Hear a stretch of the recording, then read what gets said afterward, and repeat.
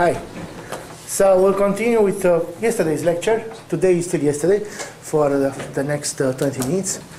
And then Sonja will take over with today's lecture. Right. So I presented you two axiomatizations of the logic public announcements of, with common knowledge and some lessons from it. Similar things can be done with distributed knowledge. So if you add distributed knowledge to the public announcement logic, that's actually pretty easy because distributed knowledge, so to speak, pre-encodes itself. So it's just like, very much like knowledge. Hence, the reduction law for dynamic modality in front of distributed knowledge really is pretty simple. Essentially, it's commutation. Modulo the fact that you have to check the fact that the action can happen, which is this implication, if phi then. Right? So the public announcement has to be truthful. But the rest is just a commute. So it's pretty easy. All the logics I mentioned are decidable. And, well, the plausibility proof uses some technical result called the strong finite model property. This is for people who took some model logic course and they know what this is. If not, don't worry about it. Now, just to give you another example of the trick that was used for one of the versions, one of the axiomatizations of common knowledge with the public announcement, this conditional common knowledge idea. I will give you another, actually unpublished, dynamic epistemic logic. I just thought at some point, just to see as an exercise how this kind of method can be applied in various contexts. So let's introduce another modality. Can you see? Because I'm not sure from my... Yeah, more or less. There should be a way to turn off the light here. It's fairly easy to see. Huh? It's pretty easy to see. Pretty easy? All right, thanks. This, I think, is better. So, yeah, so we introduce a kind of bank that instead of announcing one sentence publicly, it announces, well, formally it announces an agent. So it's a bank followed by the name of the agent A. Like Alice announces publicly something. And the something is all she knows. So Alice just tells publicly all that she knows. Right? Remember, what does she know, by the way? What does she know is what, what happens to be true in all the worlds that she accesses by her arrow from the real world. So, for instance, if the arrow is, say, as we usually consider for knowledge, an equivalence relation, then essentially so an equivalence relation induces a partition of the state space, and the cells of the partition are, the regions that correspond to local knowledge. So, at the world, A knows everything that's true throughout that cell, the cell that contains that world, right? Because those are the worlds that are accessible to her via the equivalence relation arrow. So, essentially, what she knows is that she is in this zone of the state space given by the cell, right? And that's what she announces publicly. Essentially, she announces the world is one of these. Right? In this cell. So it's a semantic notion of all you know, all I know, or all Alice knows. Not a syntactic one. So I'm not interested here in announcing sentence by sentence everything that she knows, because it might take infinitely long. Right? The language is an infinity. And still might not be enough to capture this cell, because maybe the language is not expressive enough. So we don't, forget about some sentences announcement. We really want her to announce this cell, like the world is one of these. All right, and yeah, the rest is like any dynamic modality. Psi is true after this action. So the semantics, right? I denote by S of A the set of all states that are accessible by agent A from the state S. Right, so it's the current information cell of agent A in state S. And we do exactly like in a public announcement, except that the content of the announcement is this, S of A. So in other words, what do? We take the model and we delete all the states that are outside this set. Right? We delete everything else. So we restrict, if you like, relativize the model to this cell. The rest is unchanged. In between the states that survive, any agent's arrows are the same as before. Right? And the valuation is the same. So we just relativize the model to this subset. the information cell of agent A. That's the action, tell us all you know. Or publicly, Alice tells all she knows. So if you want to axiomatize this, then you can get reduction laws, provided that you have distributed knowledge in your basic static logic. Why is that? Well, going through the first few axioms, essentially it's even simpler than the public announcement of phi, because there is no phi to check. So for instance, atomic sentence is just, a dynamic modality of this kind in front of an atomic sentence just vanishes, because P is true if and only if it's true after that, and that's it. It permits you negation, permits you conjunction, and the important thing for knowledge, so if you want to compute the knowledge, what B knows, some agent B knows, after A tells public all she knows, you can't do it in terms of previous knowledge in the previous state, in the previous model, but you can do it in terms of distributed knowledge. The intuition being that essentially what B will come to know after A shares with him everything she knows is essentially reducible to what they, the distributed knowledge in between A and B, in the group AB, right? What we could compute, the kind of knowledge that we could compute by pulling together A's knowledge with B's knowledge into one. That's what B essentially knows after that. So that's this 1, 2, 3, 4th law. Essentially allows you to permute knowledge with this modality, but knowledge becomes distributed knowledge in the group A and B.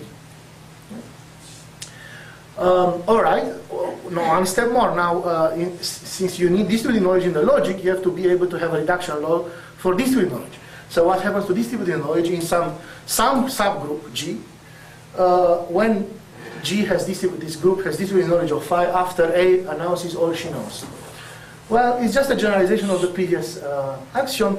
Essentially, this distributed knowledge of the group G after A shares everything with the group is computable in terms of the distributed knowledge in the extended group G and A together. Right? So that's what this last axiom says. All right. What happens if I put common knowledge in the logic? Well, I get a problem. Essentially the same problem as I had with public announcement. Now, the common knowledge after such an announcement is not really reducible to anything that we have in the logic or any combination of them.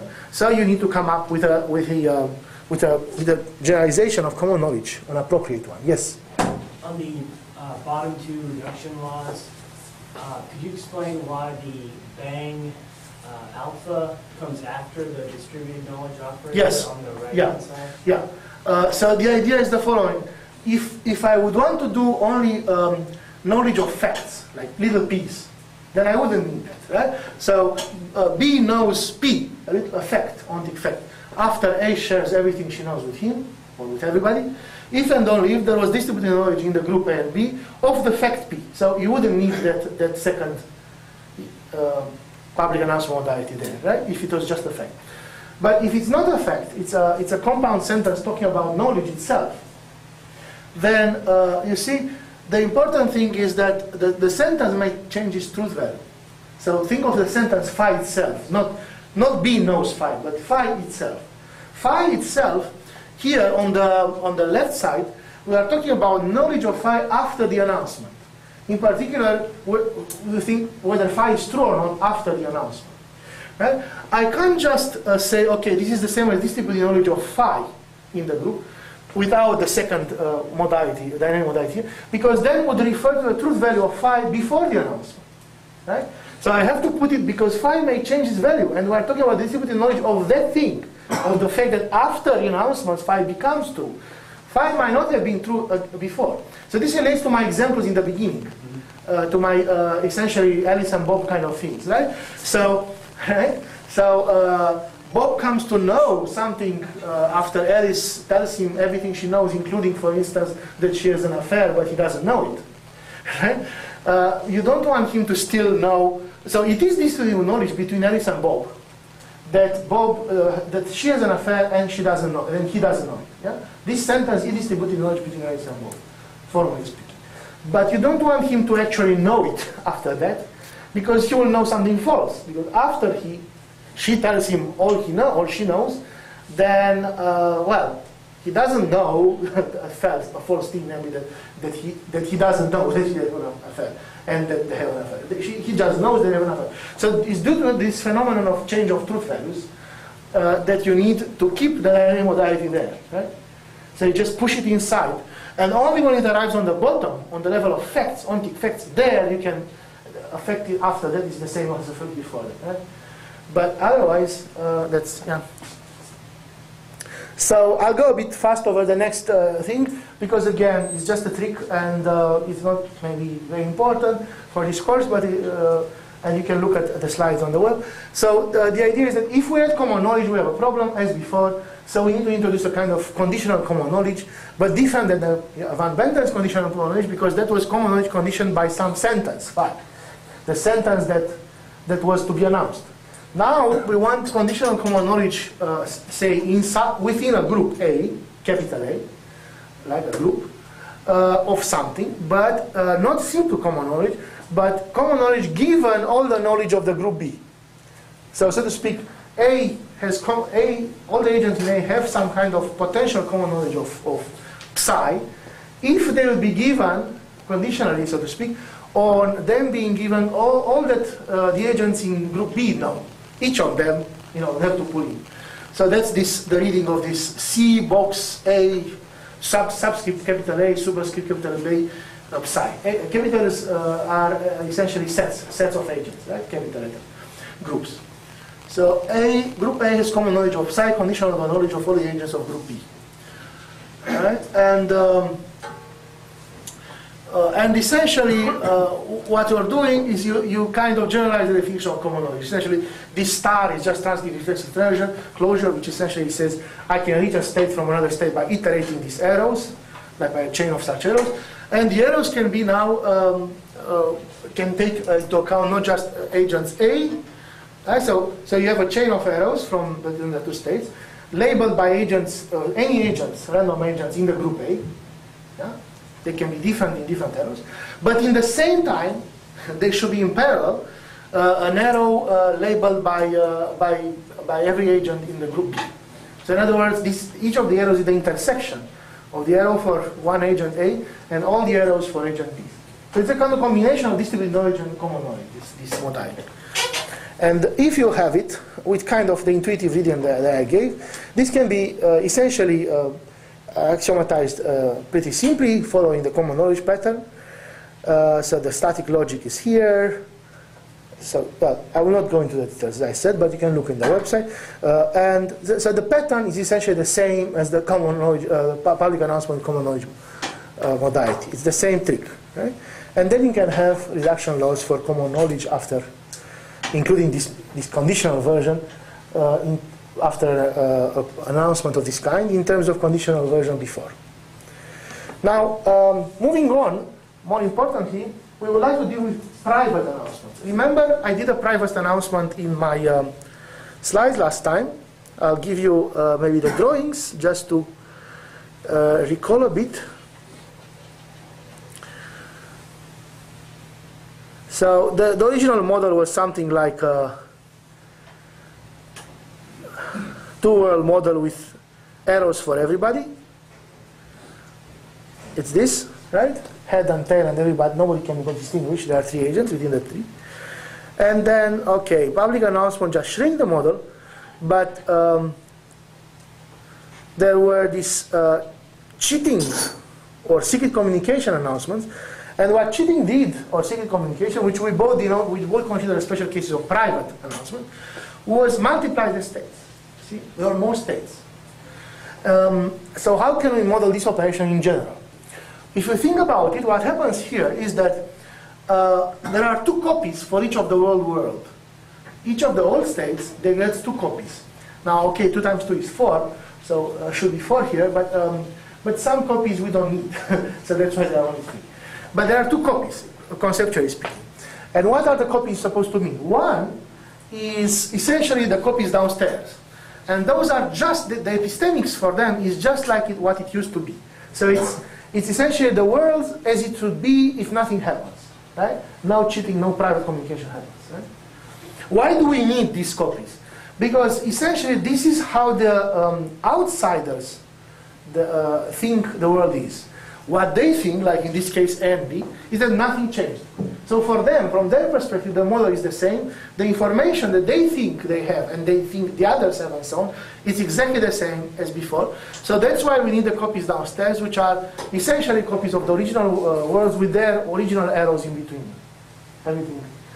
Now the copies upstairs are the evolved worlds, the same world, so to speak, the same head world that we started with, but now in which something happened, namely the cheating happened, the private communication happened.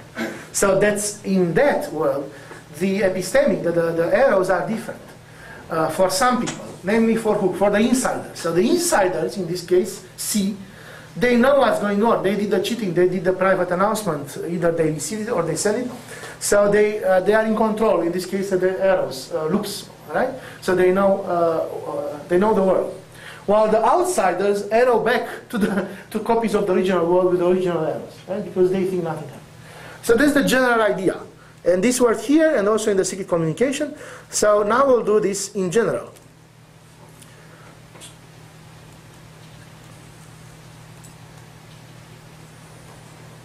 One sec. Okay. So we think of this as a model transformer again, from models to models. We take a model, S with its own arrow, capital S with its own arrows and valuation. We change it, and we also explain a transition relation from states of the first model to some states of the second model. So how do we change it? We take copies, right? So we take the new set of states, S prime, consists essentially of the disjoint union of the old set of states and the same set of states in the old model, but they used to satisfy phi. Phi is the new announcement, right? And we're talking here about fully private announcements of a true fact.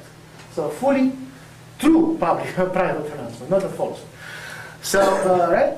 That's why, by the way, there are only 3 states in my new model in the example, rather than 4, 2 times 2, because some copies were not really used. The copies that correspond to the fact that the announcement might have been a lie, right? So if we announce heads, then the words in which this really happened are only the head words. In the tail words, this couldn't have happened because it would have been a lie. Here we don't consider lies, right? So that's why is this disjoint union. And formally you know what disjoint union is. Essentially, mathematically can be modeled as pairs of old worlds and some indexes to distinguish the two copies. Like 0 and 1 are the two indexes. So 0 means, a state comma 0, it represents essentially the same state as before, as if nothing happened, like living in the old model. And S comma 1, the pair with 1, represents the evolved state, the state S, in which this announcement, private announcement to the group G of phi happened. Okay? So these are the two kind of words that we have. And yeah, so that's the new set. And as I said, for the second kind of words, we only consider copies for the words that do satisfy the announcement, the phi words, right? For the second, because these are the ones in which the private announcement happened. All right, what about the arrows? Well, let's look at the third line here.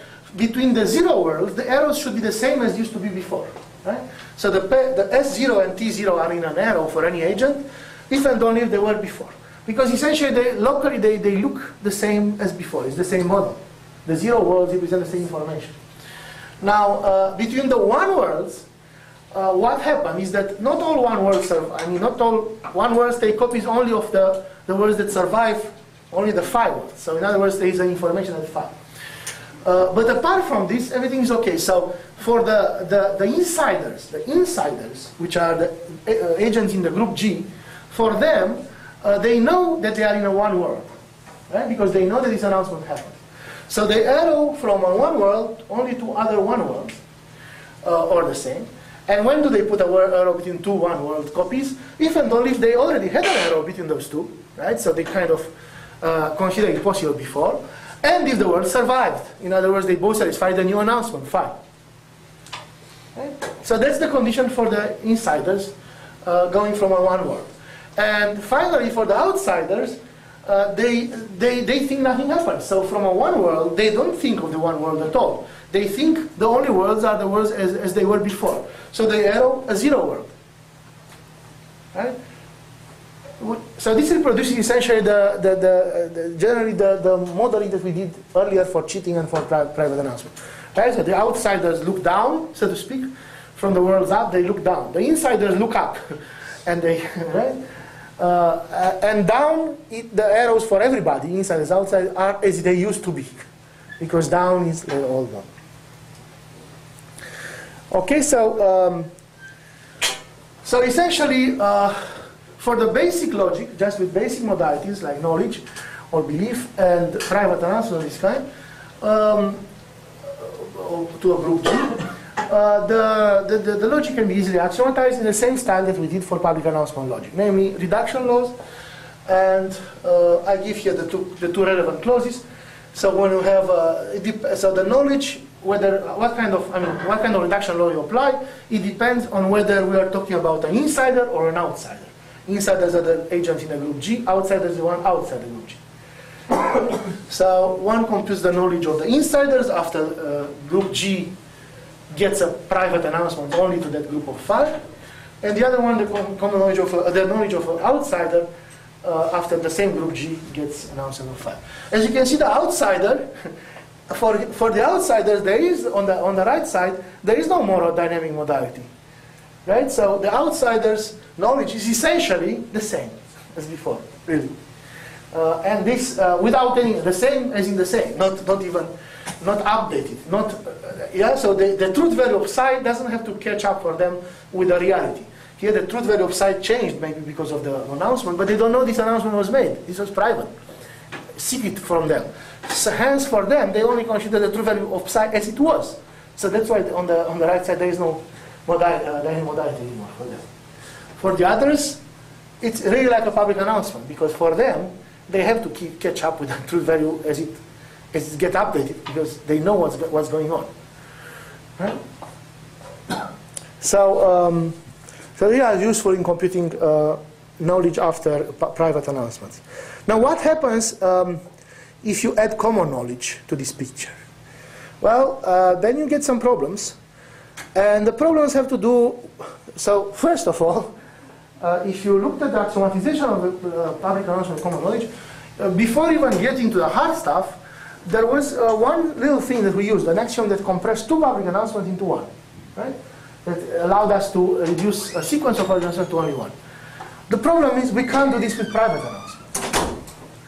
Well, if we consider in all our logic we allow only private announcements to the same group or to the same agent, then it's okay. A sequence of private announcements to one fixed group is the same, can be, as a public one, can be compressed to one big announcement to that same group. But if you consider, a private announcement between me and Sonja, followed by a private announcement between, Sonja and Patrick, and so on, then the combination cannot be reduced to any kind of private announcement to any subgroup. So that's the problem, right? So an announcement of phi to group A followed by an announcement of psi to some group B different from A, even if it's intersecting, is not equivalent to one big announcement to any group.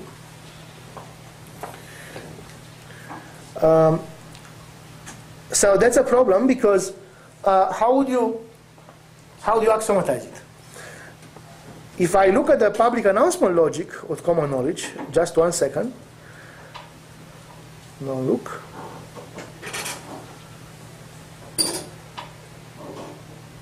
Here.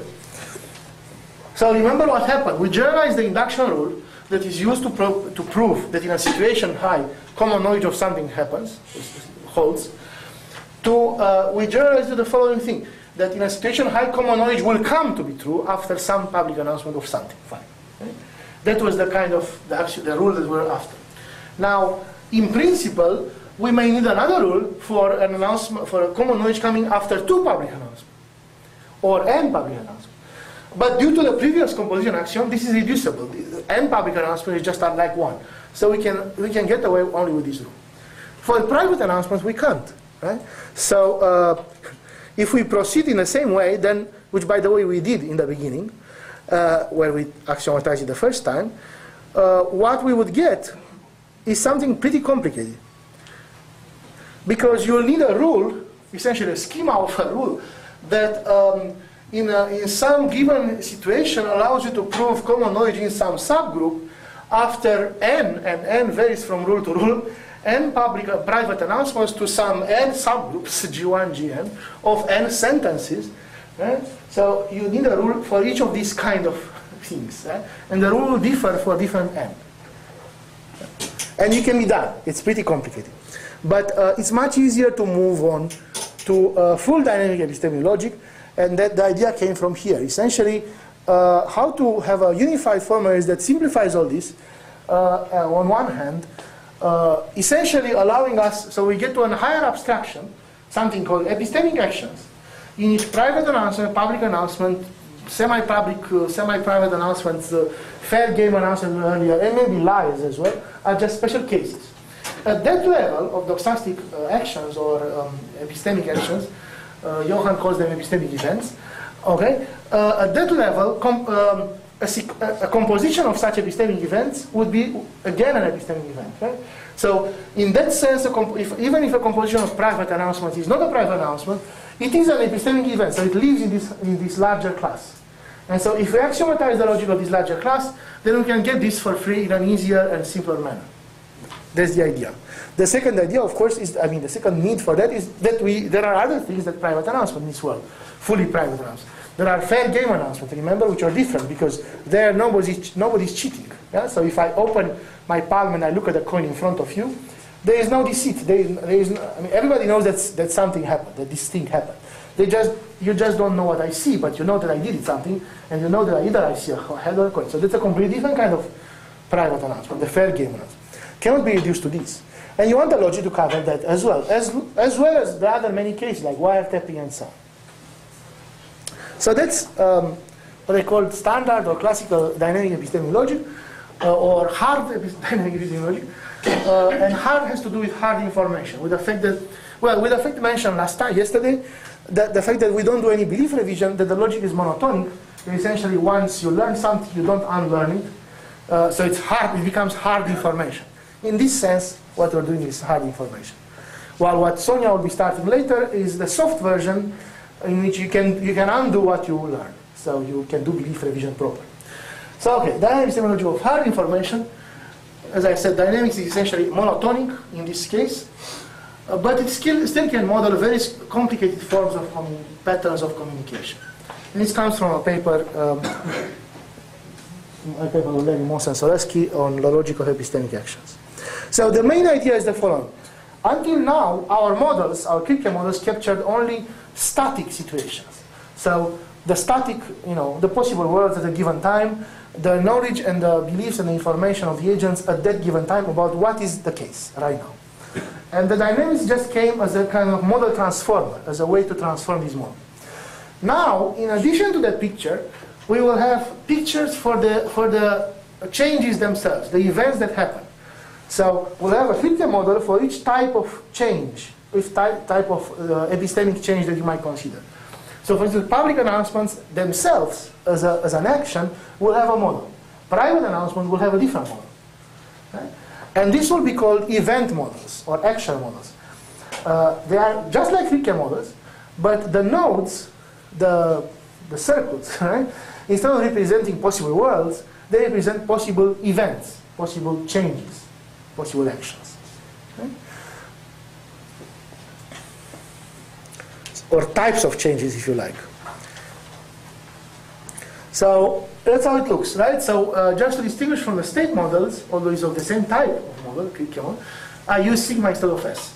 And little sigmas or alphas will be actions, like elements of the sigma, nodes or in the Kripke model, or circles, and they represent epistemic events. So it has a set of states, sigma, arrows between these, a set of actions, sorry, sigma, arrows between them for each agent. So, and instead of evaluation, the analog evaluation will be something called the precondition map that will assign to each action some sentence, its precondition. So the interpretation is the following. Each of the elements of the Kripke model, each simple little sigma, is to be thought as a deterministic action, like an action that completely changes, a way to change the model, if you like, or a way to convey information, epistemic change. So it's deterministic because it changes the world in a given only in one way. Right? So for one input, you have at most one output. right? So if one state goes to at most one state. At most because sometimes the action might be impossible. So it's a partial function of the. Okay, so it's deterministic. And it's purely epistemic in the sense that it doesn't change the facts of the world. Again, this is like we did before. Public announcement, private announcement, they all were just in the minds of the agents. Their changes affecting the information, but not the facts of the world. Secondly, the preconditions. So what is the precondition of a sentence, of an action, sigma? Well, it's the precondition of that action. So it's a sentence that gives you the condition of applicability of that action. So when can that event happen? Right? So if you check that sentence, pre of sigma, at different possible worlds in a given model, whenever the sentence is true, this means the action sigma can happen. It's enabled. When the sentence is false, it can't happen. Okay? So it's the condition of executability. So an example would be truthful public announcement, what we had before. A truthful public announcement of phi can only happen in a world in which phi is the case. So the precondition of that thing is phi. And finally, the accessibility relations, now between these actions or events. So the accessibility relations between states, remember, we interpreted them epistemically as what the agents, a possibility, epistemic possibility. So the agent considers possible that maybe that world is the real world, or that one, or this one, if it's reflexive. And now it's the same, but it's between events. So some event happens, say sigma, and the arrows going for agent A from sigma to other events represent the agent's uncertainty or the agent beliefs about what is going on. So when sigma is going on, he thinks, well, maybe that action, sigma prime is going on, or that one, or if it's reflexive, the arrow, if it's a loop, then as well considers this one as a possibility. So it represents the same kind of informational model, but for events. All right, the next step, now that we have, I'll give examples in a second, but I want to finish the abstract theory. So the next step is that now that we have Kripke models for states or possible worlds at a given moment, and we have Kripke models for events or possible actions, then we need a way to combine them so that we let the actions change the states. Right? So what before we considered as a model transformer from a static Kripke model to another one, now it will be induced by a binary operation between this first static Kripke model, the input state model, combined with an action model, somehow, by some binary operation, producing a new state model that represents the outcomes, the states after the actions happen. All right, so we need a binary operation between event models and static models, and this is what is called the product update, because it's a kind of product construction, like a product of two Kripke structures, essentially. So formally, the set of, so we have to take the product to construct a new set of states that represent the possible worlds after the event. So the possible worlds after the event can be thought of as pairs of a possible input world, a world before the event, S, and the possible action, sigma. Right? So a pair S sigma will represent the new state, the new world, when the original world was S, and the action that happened in the meantime is sigma. Okay? So the new world represented as the pair. We can get away with this because we assume that the actions, the little actions sigma, are deterministic. So if I know the input state S and I know the action, there can be at most one output. So I can denote by this pair. All right? So that's why I can use the Cartesian product construction. Now, not all the Cartesian product is relevant, because some actions might not happen. Not all actions can happen in all states because of the preconditions. So some actions can happen in some states. And the condition for that is the precondition. So we restrict the Cartesian product only to those pairs, the combinations, S sigma, which are consistent. In other words, in which the original state satisfies the precondition of the corresponding action.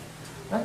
That's a kind of, so these are the meaningful combinations, the ones that really yield an output. The others are impossible. It's like in those other states, the sigmas cannot happen. All right, what are the arrows in the new model? Well, the natural thing is that to put the product arrows. So, or at least one natural. So if you had an arrow between two states originally, and you have an arrow for the same agent between two actions, then you put an arrow between the pairs. So what does this essentially say? It says the following: if I couldn't distinguish these two possible worlds to start with, for me they were both possible, right? So when one was the case, I thought maybe the other one. And then some event happens, and I can't distinguish it from another event, sigma prime, then I can't distinguish the outputs. Right? So I still can't distinguish after that. And finally, the evaluation incorporates the idea that these are just epistemic actions. They don't change the facts of the matter, the ontic facts. Hence, the essential evaluation comes from the world, from the original world. So a pair S sigma satisfies a P if and only if S satisfies that P to start with.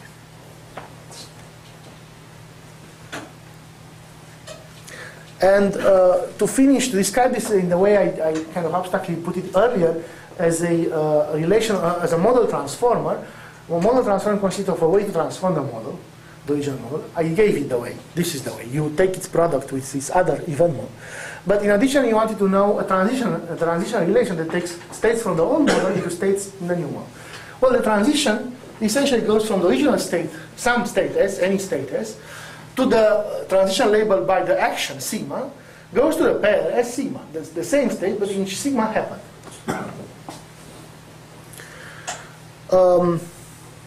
So there is something about interpretation here. I just explained, but the fact that we take the product of the arrows, this kind of definition can be decomposed in fact in two. You can make a more sophisticated analysis because it's an if and non-if, right? The definition of the common product arrows. And one half you can think of it, it's perfect recall. So perfect recall essentially says, look, if I could distinguish between two words before S and S prime, then no matter what happens, I still can distinguish between the outputs because I didn't forget my information, which is essentially the backwards implication. If I can't distinguish now, so they're equivalent now, they have to be equivalent in the past. Right? And the actions too. Right? The actions and the states. So that's this implication. The other way, like if they were indistinguished in the past, both the actions and the states, then the new outcome should be, is this no miracles principle that essentially says, yeah, well, I can't just gain some knowledge out of the sky for no reason whatsoever. Right? So if I gain some knowledge, if I can distinguish something now, it must be either because I could distinguish it before, or because the action made me distinguish it. In other words, because during the action I could distinguish this action from the other action. So somehow I explained by one of these two informational things. So there's the no miracles. All right, so let's give examples. The first example is the public announcement. So the public announcement, which before was just an operation of deleting words, the non-phi words in a model, now has a model of itself. And this model, if you think it consists of only one action, this action, you can call it public announcement. It has a precondition. The precondition I represent inside the double circle. It's phi, because this public announcement of phi. Right? So it can only happen if phi is the case. Right? And the epistemics is pretty simple because it's public. The fact that it's a public announcement means when it happens, everybody knows that it happens, everybody knows that it happens. So everybody has loops back to this announcement and nothing else. There is no uncertainty about this, right? About the announcement. They all know what's going on. Please.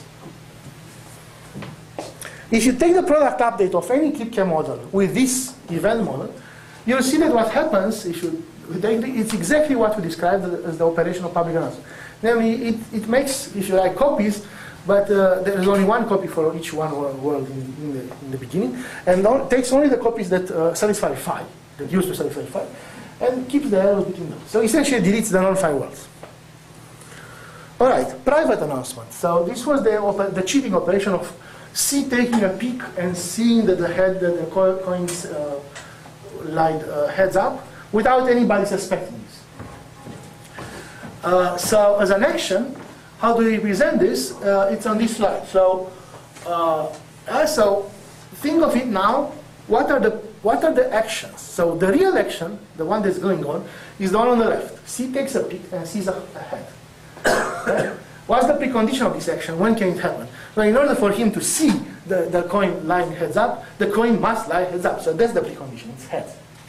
Now, what about the epistemics? Well, C knows what he's doing. He's cheating. He's the cheater. He's the one who does the thing. So he has only one loop here, and he knows this action is this action, and he knows this.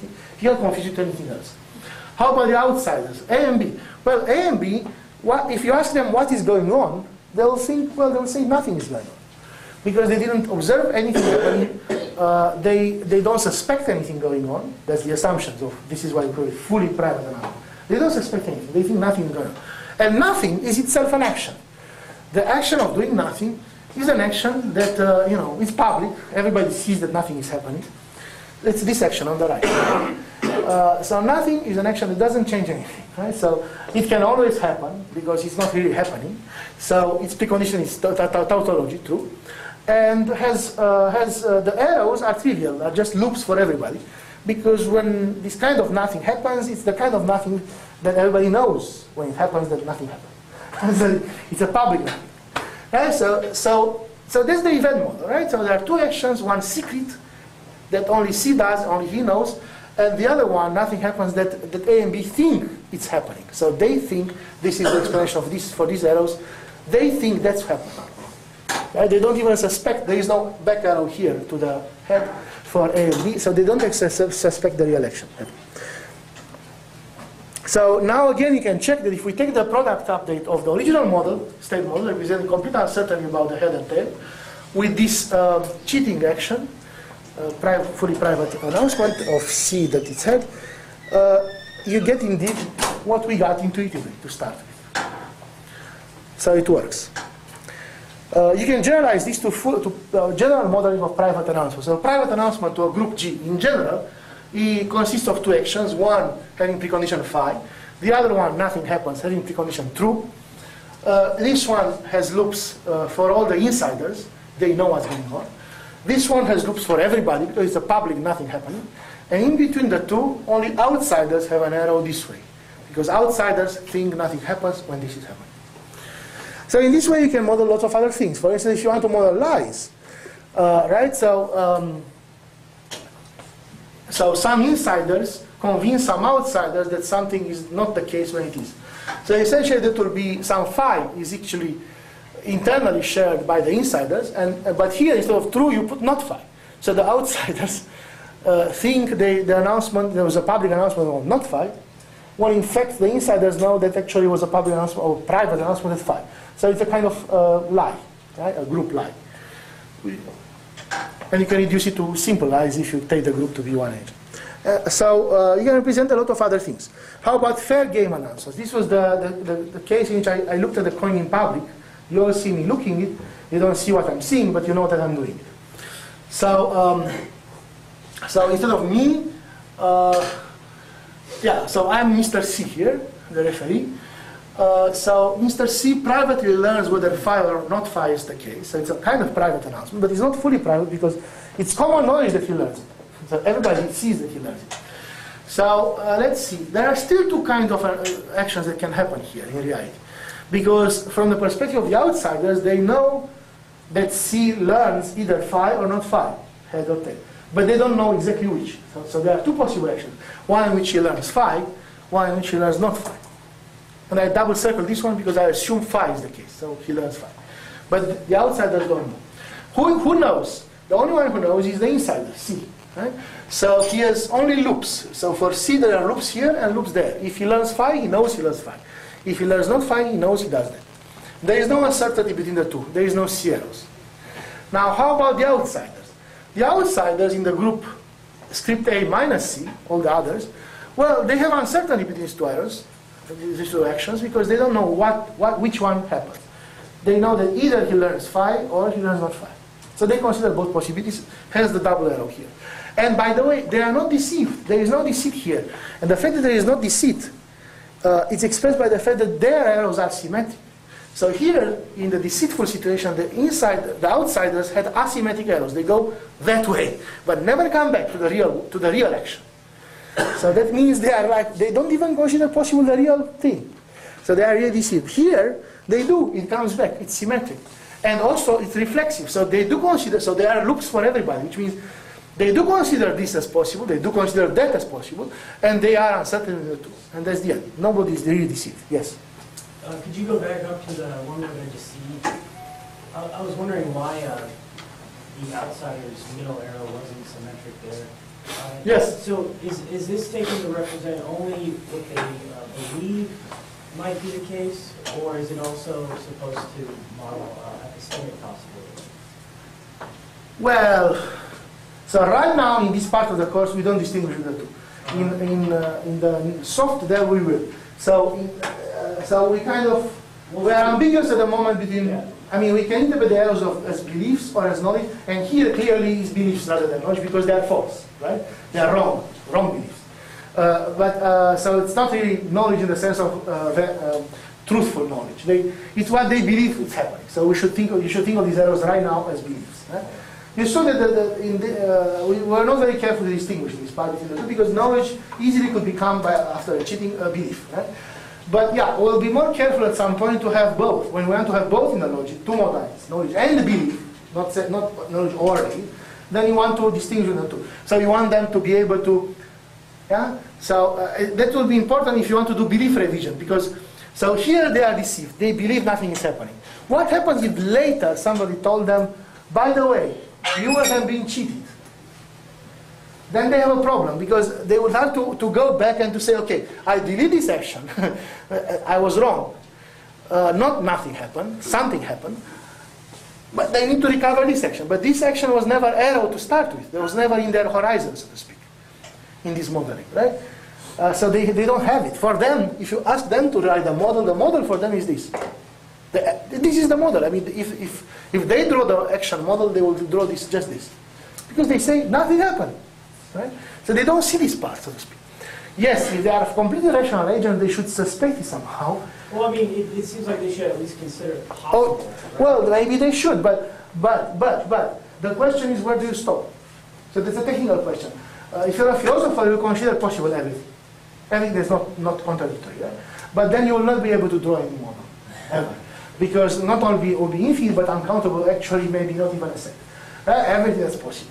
So in every given application, essentially you kind of make some assumptions that limit the possibilities. And I agree, further step in rationality for them would be to consider this as possible as well. But if they consider this as possible, why not other things?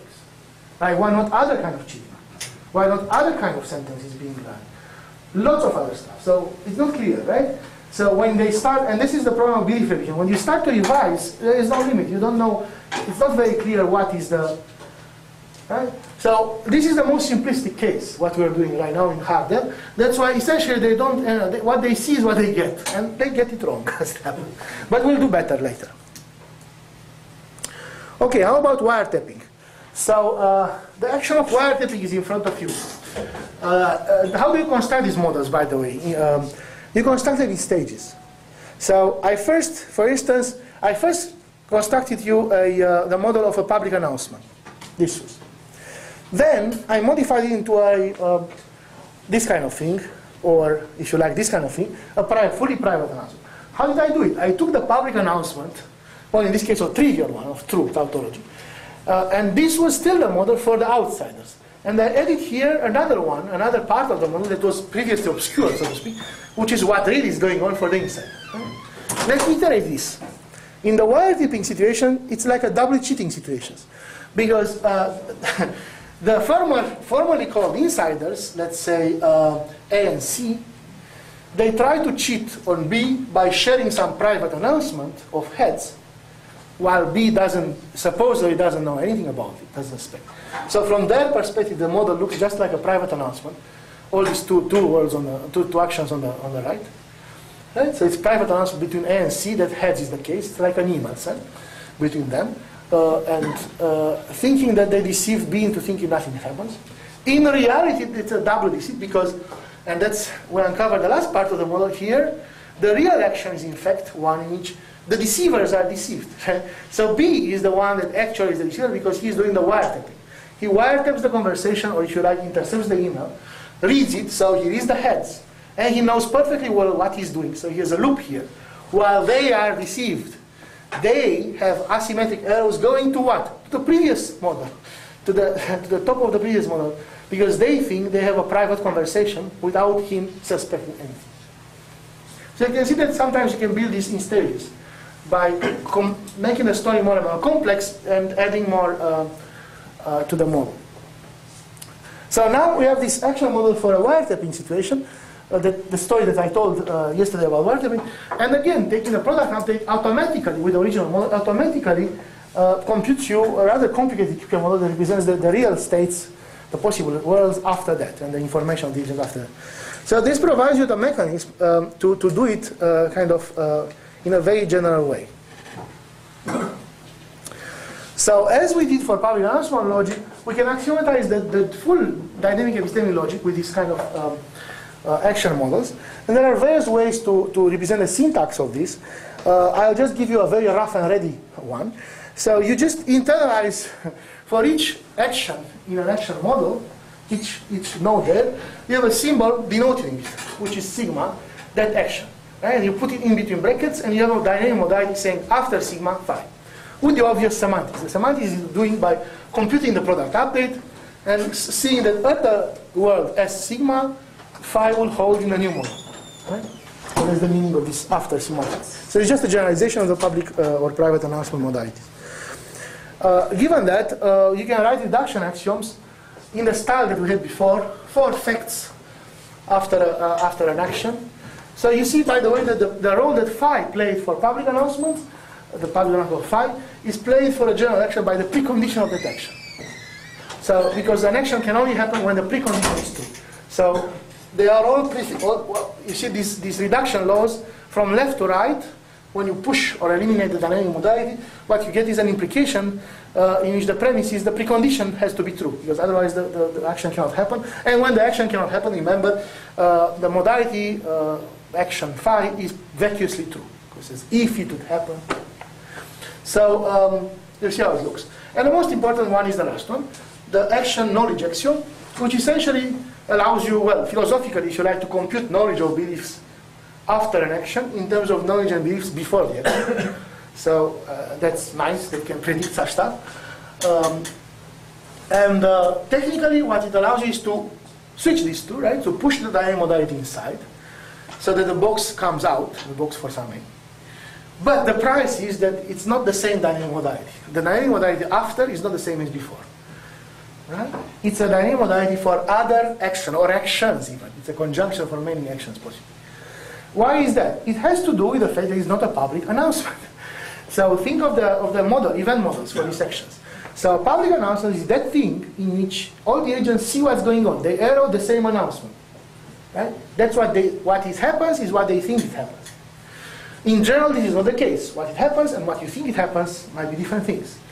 And moreover, you have uncertainty. So when this happens, sigma happens, you may think sigma prime happens, or maybe sigma second or sigma third, because you have uncertainty over those. And maybe none of them is the real thing. So these are the sigma primes here. They're the ones that you, agent A, thinks are happening. Yeah? So the sigma primes that you arrow from sigma are the ones that come here. While here is the real action, the one that actually happens. So there's the mismatch. It's between, the difference between appearance and reality. Well, in the case of public announcement, you have only loops here. So the sigma here and the sigma prime there are the same. It's the public announcement of phi. That's why for public announcement, essentially you have commutation, modulo this implication. While here is not commutation, it's something more complex, right? So you switch the two more kind of modalities, but now the dynamic modality is applied to some different events, the events that happen in your mind, so to speak, rather than the real ones. So from this, by applying them to special cases, you can derive all the laws of public announcement, the private announcements, of fair game announcement, and so on, as special logics. So you get completeness for lots of logics.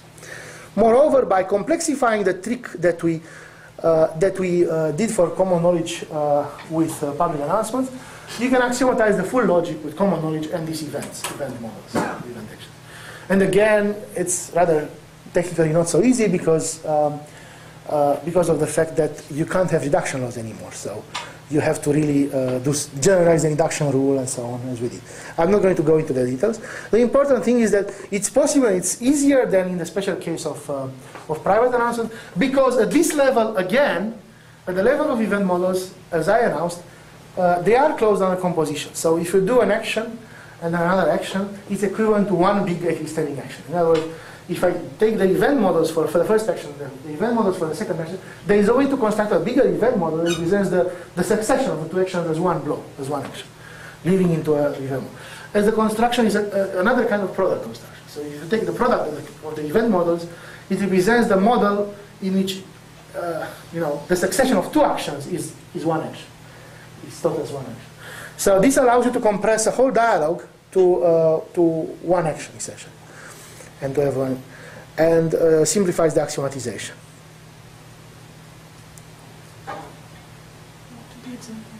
Yeah, maybe I should do this example. So, so that you see how the composition happens. So I have a private announcement of phi to agent A. That's a group of one. B and C are deceived, they think nothing happens. Now I have another private announcement of sentence psi to another agent B. I'll put it vertically, right? So it's of the same shape. Psi is announced to B, and A and C have think nothing happens. As I announced already, the composition of these two, the succession of doing that and that, is not equivalent to a private announcement to anybody. However, it has an event model. So there is an event model that can represent the action, this action followed by this action will be one dot in that model. And that model can be done essentially by taking the product of these two models, which would be this. So it's a model with four actions. The four actions represent possible successions, like this action followed by this action, or the nothing happens followed by this action, or the private action followed by nothing happens, or nothing happens followed by nothing happens. Okay? So these are the four. The arrows, you get them by product. Like when you have arrows between two, say I have an arrow from this action to itself by agent A. Here, there is no arrow to itself by agent A. Hence, when those two happen in succession, there will be no loop for agent A. And that's the case. So look, the real action is the one in the upper corner there, upper left corner, and is the action in which these two private announcements happened in succession. This whole action as a whole is not known to anybody. Right? There are no loops for anybody there. Because A knows part of it, the one that he did, B knows the other part, but as a whole, nobody knows what's happened. So there is no loop. Instead, you have only one-directional arrows. For A sees what he did, essentially, the private announcement of phi to himself. B sees what he did, private announcement of psi to himself. And C sees nothing happen. Okay, so this is the complete axiomatization, but I shouldn't go into details. I think I'm done. So Sonja, if you can come and... Yeah, I'll open it. It's okay. It's okay. Right.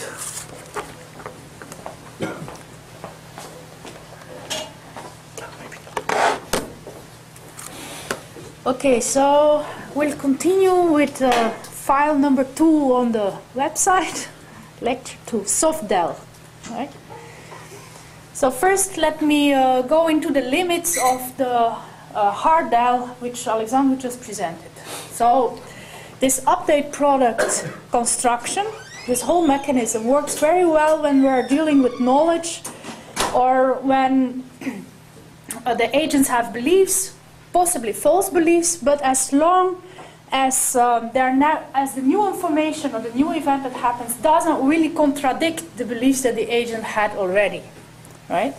So as he mentioned, the type of dynamics that we are modeling with this product update is like monotonic dynamics, monotonic types of ways of revising beliefs and revising the knowledge. But in some situations, this product update will give you unintuitive results. Because indeed, when the information that comes in contradicts what the agent already believed, then the agent might just delete arrows and vanish from the picture, which means the agent might start believing contradictions, might go crazy, right? So that's what we say, that the agent goes totally crazy is when his knowledge arrows vanish. Now let's look at the example from, so this is the example that you saw before, right? Charles took a peek at the coin, so heads, Alice and Bob think nothing's happening. So now Charles privately knows that the coin is heads up. Now Charles was supposed to inform Alice about that, saying like, look, I know, I saw the coin, it's heads up. That's a private announcement of Charles to Alice. And there was an event model for this, and the event model is this, right? So Alice and Charles have access to phi, and Bob thinks nothing's happening. That's supposed to be a private announcement of Alice and Charles, with the announcement saying that Charles says, I know heads is the case. Okay, so then intuitively what we want is the outcome model is this one. Namely that this should be the outcome state model where Alice and Charles have access to the real world, which is now heads is up, Alice knows it, Charles knows it, and Bob is deluded into thinking that nothing's happening. So Bob's arrows go to the original model. So this is what we actually want to model as outcome of this private communication. However, if you take this action model that I showed with the original input model and you calculate the product update, then you get a model like this. You see that the arrows in the top corner, which is the head, the real world, Alice has vanished there because you didn't really consider this possible originally.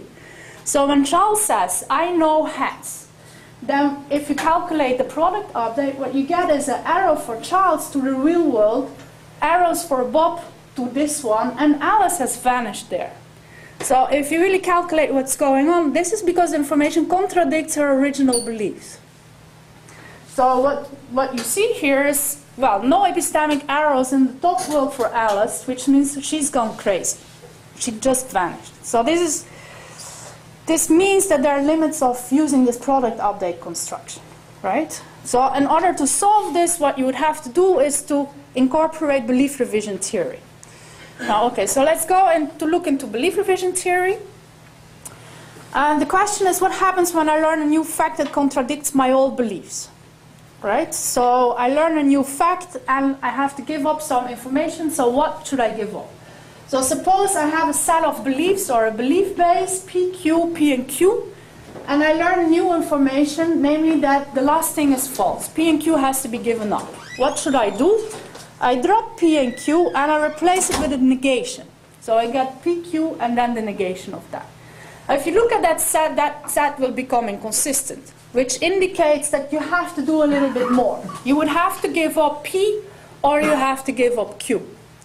And now the question is, which one of the two? Which one do you have to give up, right? So now standard belief revision theory wouldn't tell you exactly what to do here, but okay, so let's look at what the literature says. So the standard belief revision theory is called the AGM theory. That stands for the authors Alcuin, Gardenforth, and Mackinson. And they work with theories T, which are these belief bases or belief sets. They have as input new information, and then they model this using a belief revision operator, which is star, which is a map which associates to an input theory T and the new information phi, T star phi, the new theory, which represents a theory revised with phi. Now, this is very nice, so they axiomatize that. This means they give rationality conditions for how the star operation is supposed to work. One of these things that, one of the rationality conditions is this AGM success postulate. According to them, it says that after revising with phi, the agent's beliefs have to include phi. So whenever I tell you new information phi, you have to come to believe it. You have to revise your beliefs and you have to accept that one. Okay, so now I'm going to give you the specific sentence phi and I'm asking you to try to do that. Right? And the specific sentence phi is going to be more sentence, which says P is true and you do not believe it. Now immediately you will see, I mean, this is a sentence that changes its truth value as we saw before, which indicates that this AGM postulate of success should fail, because that postulate requires you to accept the sentence after learning it, and this sentence becomes false, so it would require you to have false beliefs, right? Okay, the way out is that AGM probably, so they just restrict the language to talk about atomic sentences, and they do not allow sentences of the type of this more sentence, which refers to the beliefs of the agent itself. So that's one way out. The other way out would be to have a very specific interpretation of the T star phi, saying actually, well, what it captures is not the situation after learning phi, but a situation before you learned phi. So this captures the beliefs after learning phi about what was the case before the learning. So you look at T star phi in a way as conditional reasoning. If, what would you believe that was the case before, after I'm telling you phi? That would give you a consistent interpretation of T star phi. Okay, so now let's talk about changing the original setting that we had from hard DEL to reason about soft DEL, to really model the beliefs and the belief revising mechanism explicitly. We do that using plausibility models. What are plausibility models? So we start with a structure or a frame, as before, we have a set of states S, and now we have relations on that, and these are called plausibility relations. These plausibility relations are total pre-orders and converse well-founded. I'll tell you in a minute what that means. If you have such a Kripke frame, then you can construct a Kripke model, and that you do by equipping this with a valuation map standardly, which says in which states the atomic sentences are true. Okay, so what are the conditions for this plausibility relation? So that's a pre-order, which means it's reflexive and it's transitive, right? And I'm also requiring that this is total.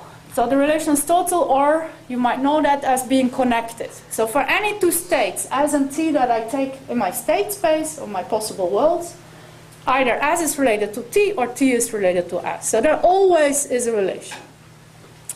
And converse well-founded means that actually there are no infinite ascending change of better and better worlds that you can have. Why do we like to require that? It's because if you require totality and converse well-foundedness together, then this is equivalent to saying that for every set of states that you take in the state space, there always is a collection of the best or the most plausible worlds. Right? And I'm going to use this notation, best P, for the set that's maximal with respect to the ordering that I have. Right? So the best P worlds are the best worlds in the state space for P. How am I reading that? So there is a strict version of the relation, so S strict than B. I'm saying that this means that a world T is better or more plausible than world S. Right?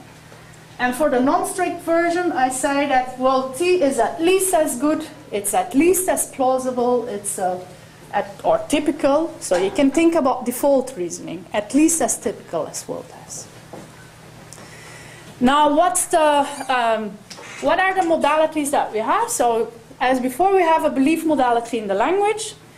And that's going to get an interpretation now using the plausibility relation, right? So I say that a sentence phi is believed in any world S of my plausibility model if it's true in the best, most plausible worlds. So I take best of S of the whole state space, right? So that has to include in the sentence in the states where phi is true.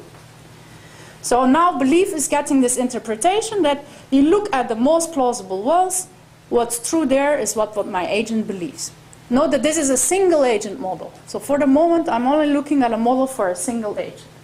The second modality that we have is the conditional belief modality, which says that so psi is believed given phi, or on the condition of phi. And the way I'm writing that is using the superscript. So B superscript phi psi. Right? That's true in the state S if psi is true in the best phi worlds. So now I look at the most plausible phi worlds. So that's the condition that my agent has. And if in those worlds psi is true, then indeed he has a conditional belief phi psi. And okay, so in the single agent model that I have, I also have the S5 notion of knowledge. And that S5 notion of knowledge is written in the same way as before. It's my K modality, and it just quantifies over all the possible worlds. Whatever is true in all the possible worlds, that's absolute hard knowledge what my agent has. Okay. Let's look at an example. So the example is Professor Weinstein. Albert Weinstein feels he's a genius. Now he knows there are only two possible explanations for this feeling. Either he really is a genius, or he's drunk. He doesn't feel drunk, so he believes he's a sober genius. However, if he would realize that he's drunk, then he thinks that his genius feeling was just the effect of the drink, right? So after learning that he's drunk, he would come to believe that he's drunk, non-genius. In reality, but unknown to him, he's both drunk and genius. So this is my example. I'm going to model that, right? I want the Kripke model, plausibility model to do that. What are the assumptions? So this is the way I write it. Belief in genius. He knows either genius or drunk. Belief not drunk. On the condition of being drunk, not genius. And drunk and genius is a factual thing in the real world. Okay, so this is the model. The actual world is DG. This is the plausibility relation. Of course, also reflexive loops. So I haven't drawn them here, right? And transitive. So what you see is Albert considers the D not G more plausible than DG and not DG more plausible than D not G. What does he believe? Well, what's true in the most plausible world? Namely, he's not drunk and he's a genius. What does he believe on the condition of being not genius? Well, you look at the worlds where he's not genius and you would get drunk. Right? Or conditional on being drunk, he would believe that he's not genius. Given the interpretation for the modalities that I had, it's easy to see that this notion of belief that I introduced is positive and negative introspective. If my agent believes phi, then he believes it, moreover, he knows what he believes. If he doesn't believe it, then he believes that he doesn't believe it, and he knows that he doesn't believe it. So fully positive and negative introspective.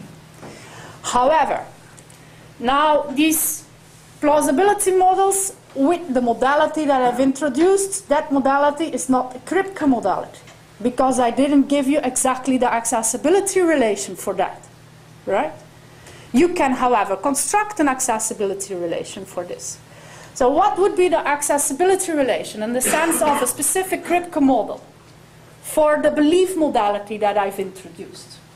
Well, you can do that in this way. You can say, okay, I need a relation R, and I say that S is related by R to T, not using directly the plausibility relation, because that doesn't give me an interpretation for belief, but in this way. Say that T has to belong to the best or the most plausible worlds in the model. Given that R relation, then I can construct a B operator.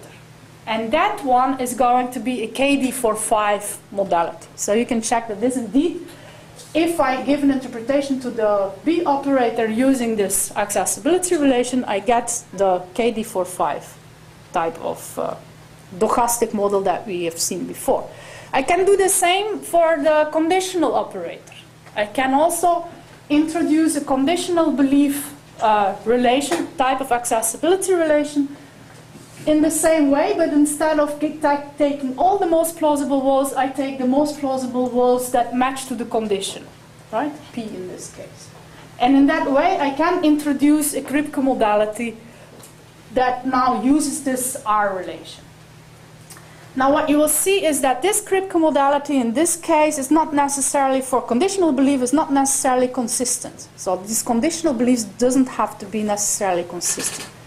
And why is that? It's because there is only one case where the conditional beliefs might fail. And that is because we have also hard knowledge in this picture, right? When the agent knows that P is not true, so he really has hard knowledge of not P, then that means if he gets the information P, so on the condition of new information P, then this revision will fail, right? So we allow him to say, I'm not revising with P whenever he has hard information of the opposite. I think to be the case. Given that, you can fully axiomatize the logic of knowledge and conditional belief. Now, what are the axioms for this? So we have necessitation. So from phi, you infer conditional belief and knowledge phi. Normality, so Kripke's axiom K, which for conditional belief, which distributes over the implication. Of course, knowledge has to be truthful, right? So axiom T, so K phi applies phi. Persistence of knowledge, so whenever the agent knows phi, then on any condition, he has to believe it. As I said, full introspection, both positive and negative introspection. And now this matches to the AGM type of axioms for revision, saying that hypotheses are hypothetical accepted. Right? So on the condition of phi, the agent would believe that psi was the case. Phi was the case.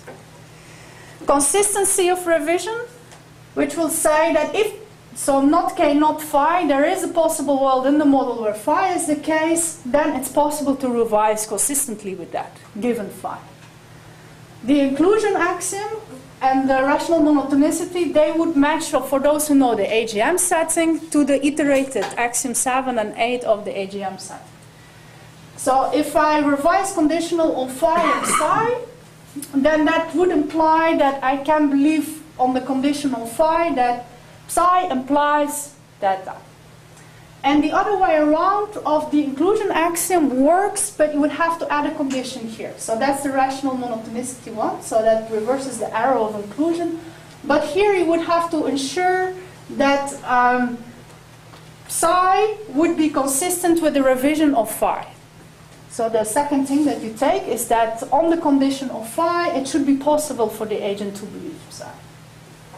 Now, if you add this with, of course, all the propositional validities and modus ponens, then you get a complete axiomatization, complete logic for these plausibility models. Okay, let's go now into dynamic belief revision. So this AGM type of belief revision talks basically about conditional beliefs. It talks about what was true before actually learning, right?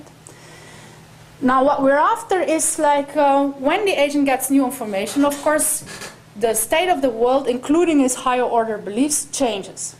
And so this means we have to model that dynamically. We have to model the dynamics that's going on. And that's the subject of what we call dynamic belief revision.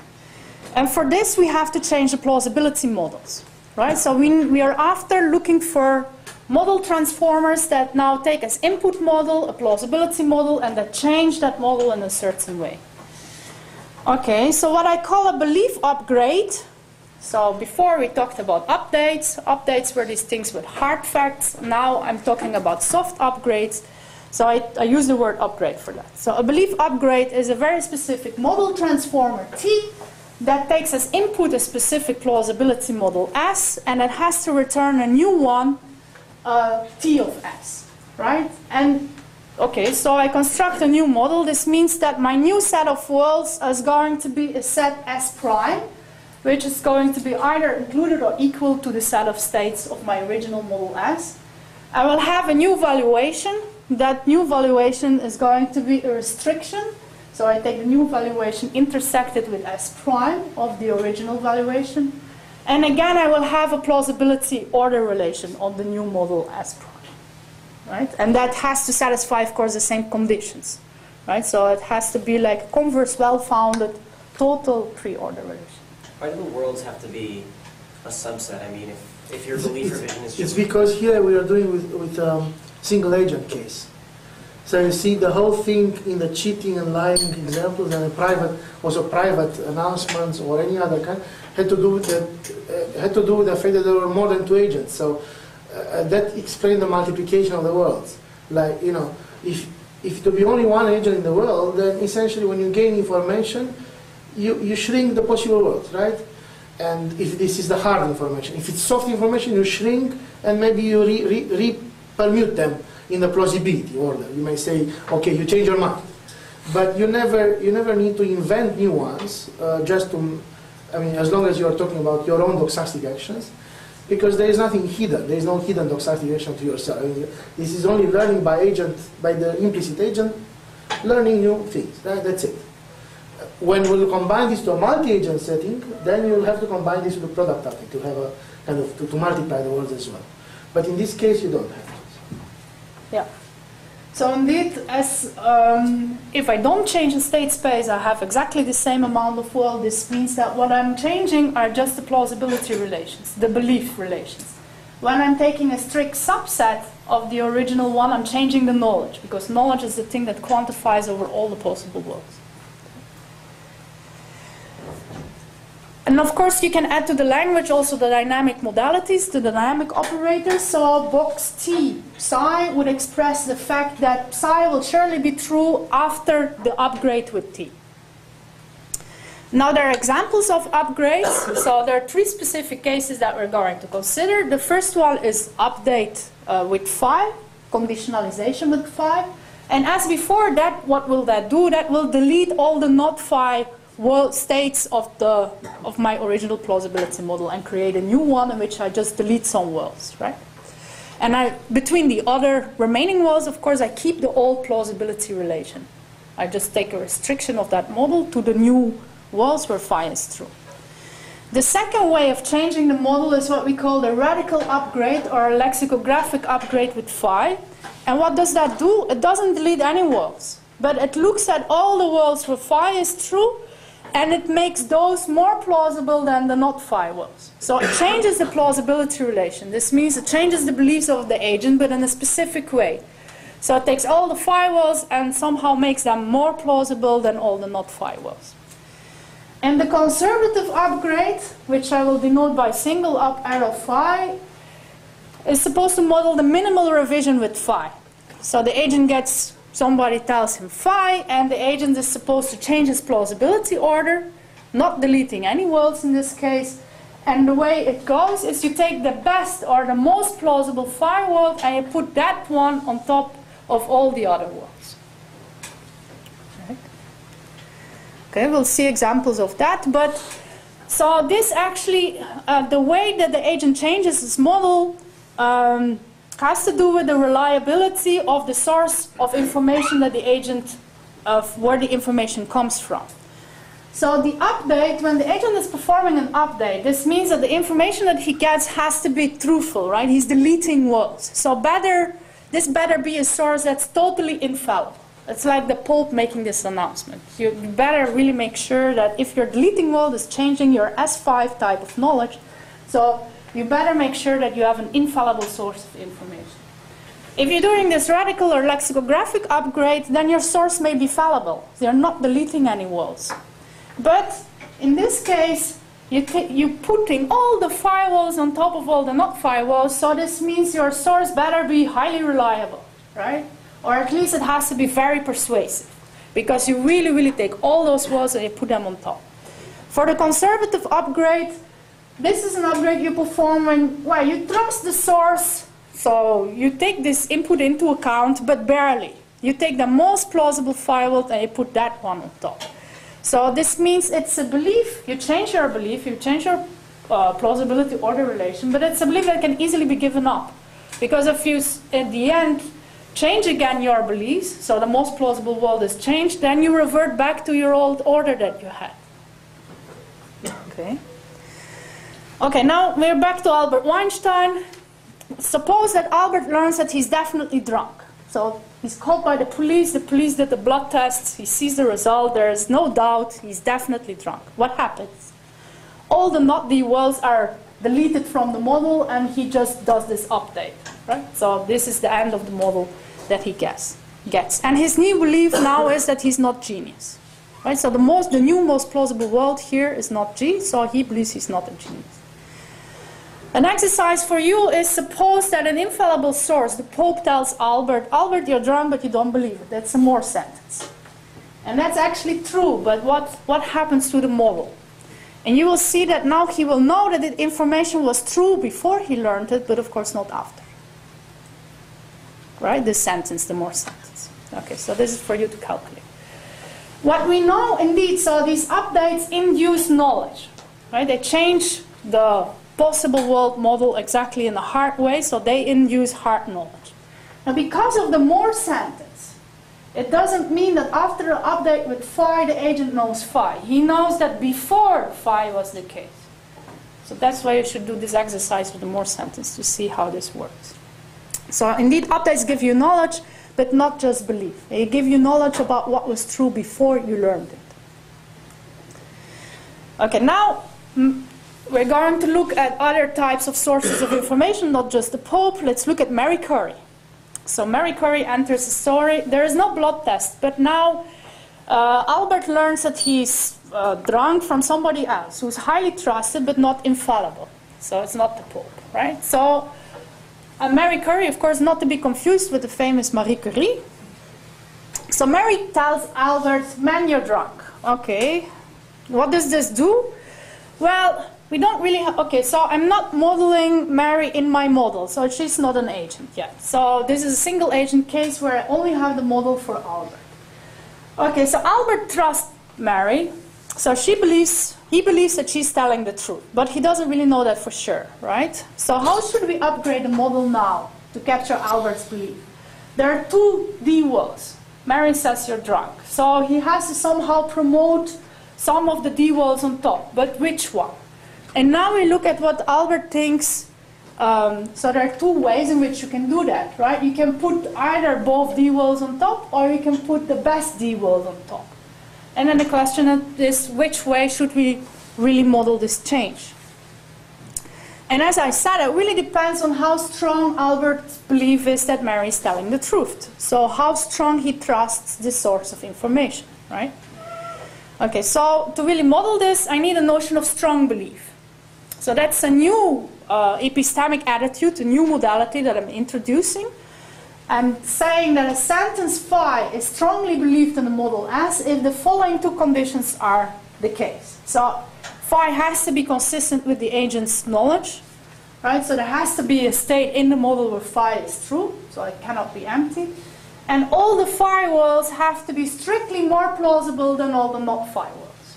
So all the phi walls are on top in my plausibility order on all the not phi walls. And then I'm saying that the agent has a strong belief.